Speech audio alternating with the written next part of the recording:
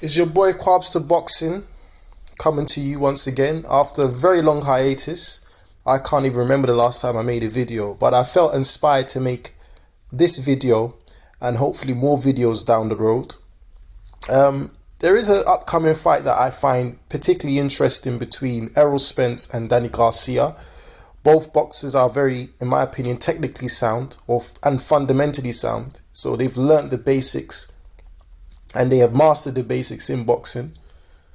I suppose you could say that with most boxers, but with these fighters in particular, they have somewhat, well, at least on Danny Garcia's end, dominated the sport for a while within their respective weight class. And Errol Spence is obviously on the rise.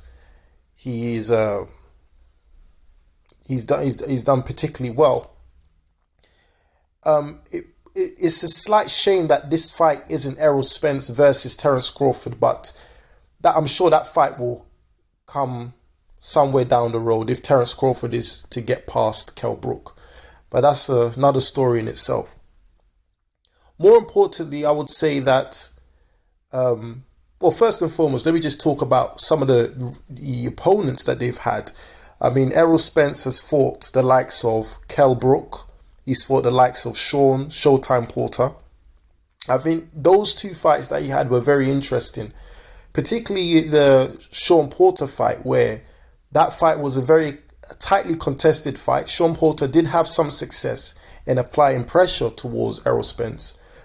But Errol Spence, I would probably agree with the judges, did win the fight and was able to, command a certain level of respect from Sean Porter, because Sean Porter is not a very easy opponent to fight with his style, his aggressive style of more or less bum rushing his opponents and literally unleashing bombs and devastating punches. But he was able to control, the fight. Errol Spence was able to control the fight to a certain extent, and I was able to keep Sean Porter at times at bay. And he edged him on the technical department. So we did see a slight difference in class in the ring when he did fight Sean Porter. And looking at the Kell Brook fight, I think Errol Spence also showed his class and his ability to, grind out and actually break down his opponents, because Kell Brook was doing particularly well in that fight. He did have some success until he was eventually knocked out. But it was a very interesting fight, those two fights. So what makes this fight interesting is that Danny Garcia, in many ways, is very similar to... It's similar in some ways and not so similar in other ways to Errol Spence. I mean, Danny Garcia, like I mentioned earlier, is fundamentally sound, technically sound, has a very, very good overhand right that seems to land from every angle. He literally throws it, even though it does look like you see it from a mile away, but he's able to time this overhand right so effectively, and it's helped him in a number of fights in his career. His one loss that he did have with Keith Herman was tightly contested. It could have gone either way, depending on how you saw it. So in many ways, he is a very, very, very tough opponent. But he can be hit. We've seen that in like I just mentioned, the Keith Herman fight, and as far back as maybe 2012 when he fought Amir Khan. Amir Khan was able to hit or land a lot of punches on Danny Garcia, as well as Zab Judah.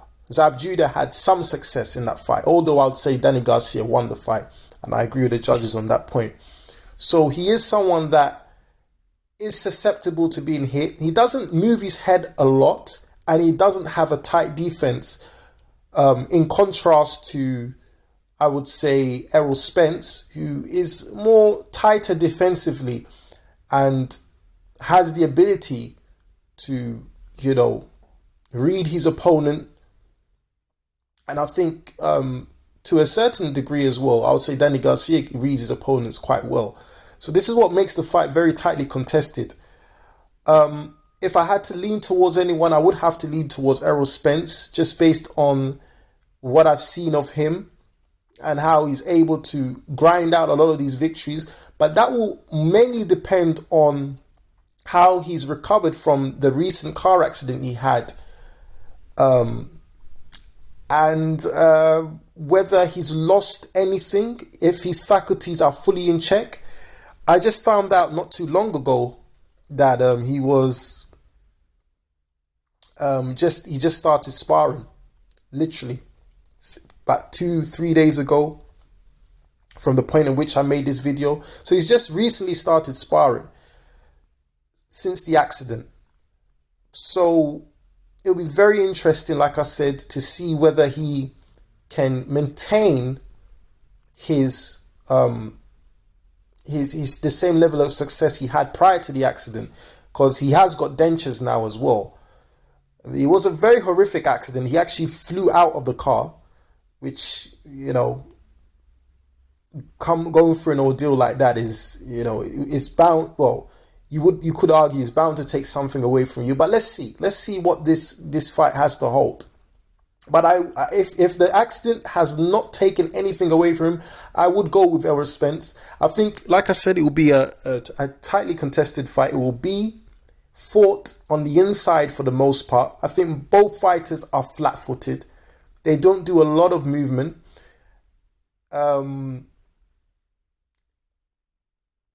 Errol Spence is a southpaw. Danny Garcia is an orthodox fighter, so that will be a very interesting fight on that end as well. So let's see what happens, and let's see what both fighters have to bring. I mean, if Errol Spence does get past Danny Garcia, there is the Terence Crawford fight that I mentioned earlier, which could potentially be the most anticipated fight of possibly next year, because I don't think that's going to happen this year, possibly next year. And that's if, you know, Terence Crawford gets past Kell Brook, which I think he should be able to breeze through. But I'll be making a video on that as well. But yeah, it will be a very, very, very interesting fight. I hope that the fans get what they deserve in this one. Right. Quabster Boxing coming to you live. Subscribe below, comment below, tell me what you think. If you agree with me, if you disagree with me, let me know. I'll be happy to interact with you. And peace. Thank you.